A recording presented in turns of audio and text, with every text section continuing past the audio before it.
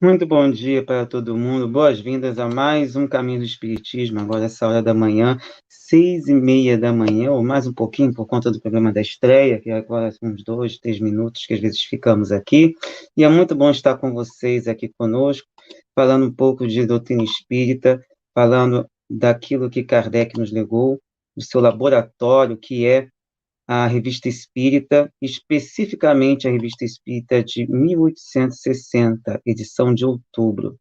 E nessa edição, Kardec nos traz aí uma comunicação, mas não uma comunicação psicografada, foi uma espécie de palestra promovida por um senhor chamado senhor Jobar.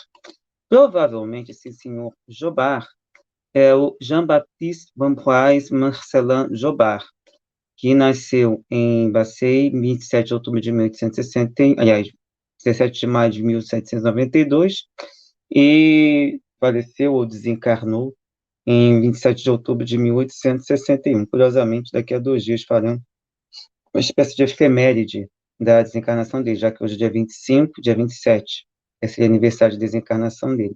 E é muito pouco conhecido, mas, segundo o que estão falando, fundador do primeiro estabelecimento importante de litografia da Bélgica, primeiro fotógrafo belga, diretor do Museu da Indústria de Bruxelas, de 1841 a 1861. Hoje é pouco conhecido no desenvolvimento artístico, científico e industrial da Bélgica, mas ele foi uma figura importante para a época. E Kardec comentou sobre a morte dele na Revista Espírita de dezembro de 1861, que depois, em algum momento, a gente deve conversar sobre essa revista. Mas, de qualquer forma, uma questão que é importante comentar. Hoje, muita gente questiona o valor das psicografias, das psicofonias, e Jobar vem trata desse assunto. Então, ele coloca o seguinte: a ortodoxia religiosa confere um papel de demasia importância a Satã, olha, e aos seus supostos satélites, que apenas deveriam ser chamados de espíritos malignos, ignorantes, vaidosos e quase todos manchados pelo pecado do orgulho que os perdeu. Nisto eles não se diferem em nada dos homens. E pensemos bem, os espíritos desencarnados, assim como os encarnados, não diferem apenas um simples fato de estarem com o corpo físico, mas internamente não se diferem daqueles encarnados. Apenas estão fora do corpo, e nesse ponto até com mais condições de atuarem sobre nós, porque lhes falta exatamente o corpo físico. Continua Jobar. O erro é crer que, por serem espíritos, devem ser perfeitos. Olha esse alerta. Quanta gente que pega mensagens supostamente psicografadas, não, foi fulano, esse ciclano. Olha o que o Jobar está falando. O erro é crer que, por serem espíritos, devem ser perfeitos, como se o vapor ou gases fossem mais perfeitos do que a água ou o líquido de onde saíram. Como se um valentão só pudesse ser um homem pacífico depois de ser libertado da prisão. A gente sabe que não é bem assim. Como se um louco pudesse ser reputado sábio depois de ter transposto os muros do presídio, como se um cego saído de um hospital pudesse supor que alguém dotado de boa visão. Então, aqui nós temos as diversas situações de mudança simplesmente pelo fato de ter saído de um determinado ambiente. A gente sabe que não é bem assim. Mesmo nós, depois de passarmos por processos psicológicos, psiquiátricos, precisamos de um tempo para nos adaptarmos à nova situação. Não é simples esse tipo de mudança. E aí, Jobar se dirige. Senhores médiuns, imaginai que vos tivesseis de haver com toda essa gente, e que haja tanta diferença entre os espíritos quanto entre os homens. E nós lidamos, porque afinal a mudança, e lembrando que cada um de nós tem um certo grau de mediunidade, nós lidamos com esses espíritos o tempo todo ao nosso redor. Continuando. Ora, não ignorais que há tantos homens quanto sentimentos, tantos corpos quanto as propriedades diversas, tanto antes quanto depois da sua mudança de estado. Podeis julgar pelos seus erros a má qualidade dos espíritos, como se julga a má qualidade do corpo pelo odor que exala. Um cuidado, né? Porque não é só a questão do odor. Pelo menos espíritos encarnados, a gente vai pelo caráter, pela maneira de agir. Continuando. Se algumas vezes estão de acordo sobre certos pontos entre si e convosco, é que se copiam e vos copiam, pois eles sabem melhor que vós o que foi escrito antigamente e recentemente sobre tal ou qual doutrina que vos repetem, muitas vezes como papagaios, mas outras vezes com convicção. Vide aí uma pessoa que mente o tempo todo e com convicção. Se não é ator, é um grande ignorante. Mas, continuando. Se forem espíritos estudiosos e conscienciosos, como certos filósofos ou sábios que vos dessem a honra de vir conversar e discutir convosco, mas ficais convencidos de que não vos respondem senão o que sentem, estáis em condições de compreender. Quer dizer, eles vão responder de acordo com a nossa compreensão. Certamente, quando os espíritos se comunicaram a Kardec naquela época, ele não podia tratar de coisas que futuramente seriam modificadas. O que falta, talvez, às vezes, é a compreensão de que o século XIX tinha avanços, mas, com relação ao século XXI, temos muitas limitações. Como certamente, no dia de hoje, este vídeo sendo gravado, terá as limitações do século XXI. E que, certamente, quando chegarmos daqui a 400, 500 anos, este vídeo certamente será considerado, às vezes, até anacrônico. Mas a abordagem não pode ser anacrônica quando tratamos de Kardec. Temos de olhar para um homem do século XIX com todas as limitações, como nós também temos as limitações do século XXI. Estamos muito longe de total conhecimento, e com a quantidade de informações, temos mais dificuldade ainda de percebermos até que ponto que chegamos ao nosso limite e aquilo que ainda precisamos ultrapassar. Continuando.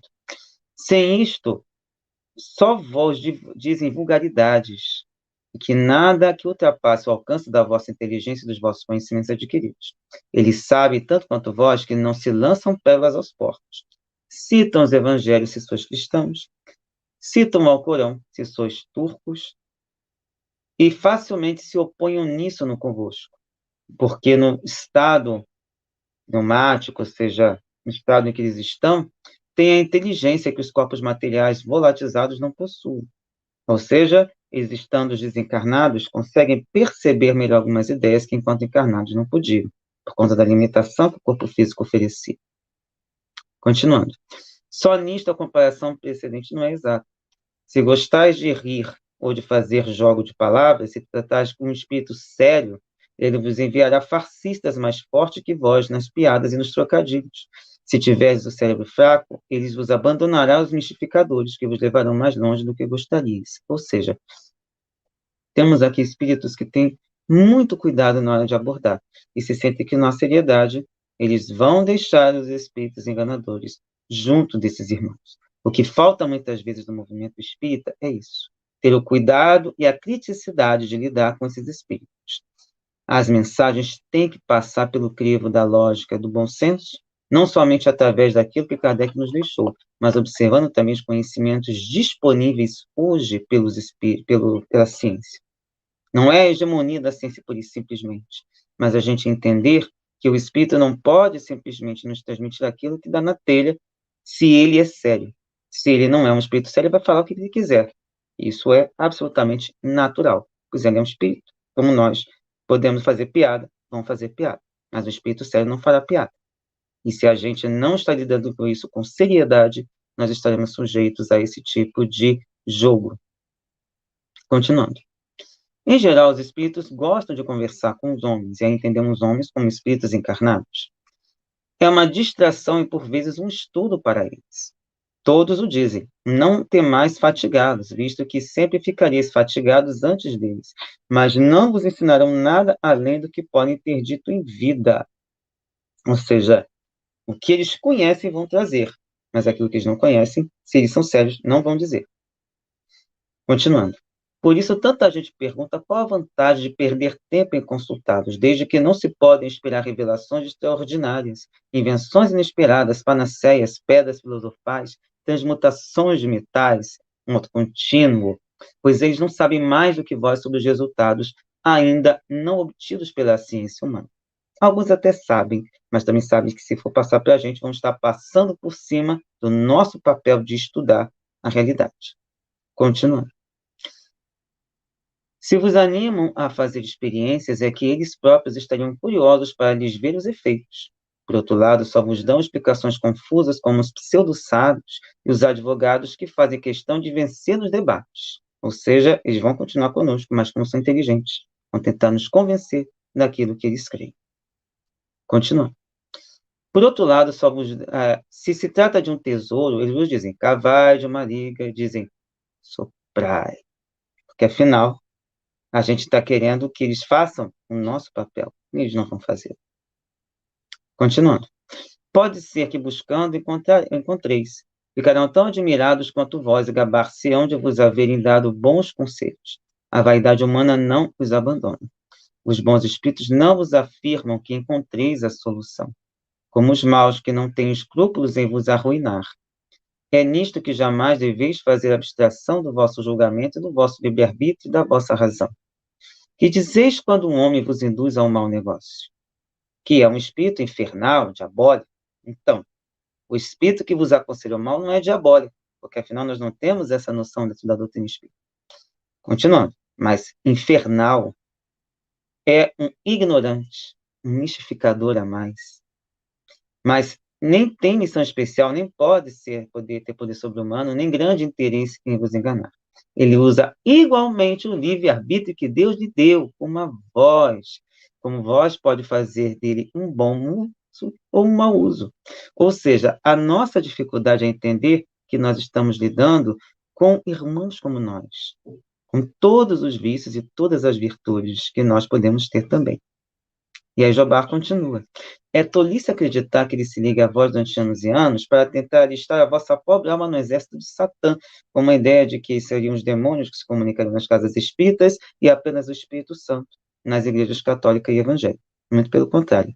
Podemos ter, exatamente, espíritos querendo alienar, querendo levar as pessoas para o mau caminho, também em ambientes religiosos, porque nem sempre esses ambientes estão envolvidos na seriedade necessária. Vide o pessoal que faz arminha com a mão. Continuando. De que adianta a Satã recrutar mais ou menos quando eles chegam espontaneamente aos milhares sem que eles se dê os trabalhos de recrutá-lo? Porque, afinal, as pessoas se atraem pela sintonia. Não se precisa convocar ninguém. Continua Jobar. Desde que hoje se sabe facilmente conversar com a gente de outro mundo, é preciso aceitá-los como são e pelo que são. Há poetas que podem ditar bons versos, filósofos e moralistas que podem ditar boas máximas, historiadores que podem dar esclarecimentos sobre sua época. Isso, infelizmente, ainda está difícil. Naturalistas que podem ensinar o que sabem ou retificar os erros que cometeram. Astrônomos que podem revelar certos fenômenos que ignorais. Hoje o James Webb está mostrando, inclusive, fenômenos que não conhecemos, mas, por enquanto, nenhum deles frutos de comunicação espírita. Continuando. Músicos, autores que podem escrever obras póstumas, que até a vaidade de pedir que sejam publicadas em seu nome. E realmente acontece como vem acontecendo desde então. Porém, devemos também tomar cuidado, porque nem sempre, podem ser eles ou quando vierem, trazem romances muito interessantes, mas nem sempre podemos dizer doutrinários, apenas romances. Continua. Alguns assistem com prazer infantil à inauguração de sua estátua, e outros não se dão ao trabalho de erguê-la e desprezam profundamente os imbecis que lhes prestam essa honra depois de os haverem desconhecido e perseguido em vida. Em resumo, devemos considerar com certo que cada um leva consigo o seu caráter e as suas aquisições morais e científicas. Os tolos daqui são os tolos de lá. Lá se acham os larápios, que não mais encontram os bolsos a esvaziar, os gulosos que nada mais encontram para fritar, os banqueiros, ai meu Deus, que nada mais podem descontar, e que sofrem tais privações. Ou seja, o sofrimento tem a ver com não poderem mais realizar os vícios que tinham aqui enquanto estavam encarnados. Continuando. É por isso que o Espírito Santo, o Espírito de verdade, vos recomenda o desprezo das coisas terrenas, que não podemos carregar nem assimilar, que só pensemos nos bens espirituais e morais que nos acompanhem e nos servirão para a eternidade, não só de distração. Então, o contato com os espíritos deve servir para a nossa evolução espiritual e não para a satisfação de meras curiosidades. Continuando. Quão pouco caso os bons espíritos fazem dos bens e dos prazeres grosseiros que perderam ao morrer, isto é, ao entrar em sua pátria verdadeira, como eles dizem, afinal somos espíritos imortais e não somos feitos para ficar na carne o tempo todo. Continuando. Semelhantes a um sábio pioneiro arrancado subitamente de seu calabouço, não são suas roupas, seus móveis, seu dinheiro que ele lamenta, mas os seus livros e os seus manuscritos, ou seja, o seu conhecimento adquirido. Continuando. Que a morte do sábio é tão calma e daquele que é muito ligado à matéria, tão horrível, porque este último sente que perdendo os bens terrenos tudo perde, e por isso ele as agarra como o avarento ao seu cofre forte. Seu espírito nem mesmo pode se afastar deles. Prende-se à matéria e continua a assombrar os lugares que lhe foram caros. E, em vez de fazer incessantes esforços por quebrar os laços que o retêm à terra, a ela se prende como um desesperado. Sofre verdadeiramente como um danado por não poder usufruí-los. Eis o inferno, eis o fogo que esses réprobos se esforçam para tornar eterno. Tais são os maus espíritos que repelem os conselhos dos bons e que necessitam do auxílio da razão e da própria sabedoria humana para fazê-los decidir se largar a presa.